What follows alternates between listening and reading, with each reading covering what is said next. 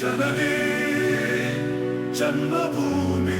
ಮಹಾರಾಷ್ಟ್ರ ಮಧ್ಯಪ್ರದೇಶ ಗಡಿಯಲ್ಲಿ ನಕಲಿ ನೋಟು ಚಟುವಟಿಕೆ ಬಯಲಾಗಿತು. ಮೂಲ ಜನನಿ ಜನ್ಮಭೂಮಿ ಸುದ್ದಿ ಜಾಲ ಕಲಬುರ್ಗಿ. ಮಾಹಿತಿ ಗೂಗಲ್ ಮೂಲಗಳಿಂದ ಸಂಗ್ರಹಿಸಲಾಗಿದೆ. ಖಂಡವಾ ಬುರ್ಹಾಂಪುರ್, ನವೆಂಬರ್ 2025. ಮಹಾರಾಷ್ಟ್ರ ಮತ್ತು ಮಧ್ಯಪ್ರದೇಶ ಗಡಿಭಾಗದಲ್ಲಿ ಕಾರ್ಯನಿರ್ವಹಿಸುತ್ತಿದ್ದ ನಕಲಿ ನೋಟು ಜಾಲವನ್ನು ಪೊಲೀಸರು ಪತ್ತೆಹಚ್ಚಿದ್ದಾರೆ.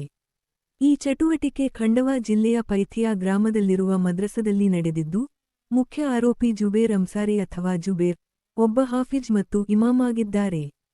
ಪ್ರಕರಣದ ಹಿನ್ನೆಲೆ ಅಕ್ಟೋಬರ್ 30 ದಿನಾಂಕರಂದು 2025 ಮಹಾರಾಷ್ಟ್ರದ ಮಲೆಗಾಂ ತಹಸೀಲ ಪೊಲೀಸ್ ಅಧಿಕಾರಿಗಳು ಜುಬೇರ್ ಅಂಸಾರಿ ಮತ್ತು ಅವರ ಸಹಚರ ನಜೀಮ್ ಅಂಸಾರಿ ಅವರನ್ನು ಬಂಧಿಸಿ, ಅವರ ಬಳಿ ಸುಮಾರು 10 ಲಕ್ಷ ರೂಪಾಯಿ ನಕಲಿ 500 ರೂಪಾಯಿ ನೋಟುಗಳು ಪತ್ತೆಹಚ್ಚಿದರು.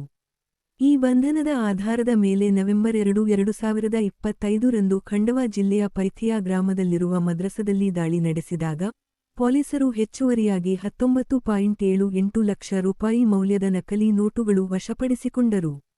ಒಟ್ಟು ವಶಪಡಿಸಿಕೊಳ್ಳಲಾದ ಮೊತ್ತ ಮಹಾರಾಷ್ಟ್ರ ಮತ್ತು ಮಧ್ಯಪ್ರದೇಶ ಎರಡೂ ರಾಜ್ಯಗಳಿಂದ ಒಟ್ಟಾರೆ 29.78 ಲಕ್ಷ ರೂಪಾಯಿ ಮೌಲ್ಯದ ನಕಲಿ ನೋಟುಗಳು ವಶಪಡಿಸಿಕೊಳ್ಳಲಾಗಿದೆ. ತನಿಖೆಯ ದಿಕ್ಕು ಪೊಲೀಸರು ಈ ನಕಲಿ ನೋಟು ಜಾಲದ ಅಂತರರಾಜ್ಯ ಸಂಪರ್ಕದ ಬಗ್ಗೆ ತನಿಖೆ ನಡೆಸುತ್ತಿದ್ದಾರೆ.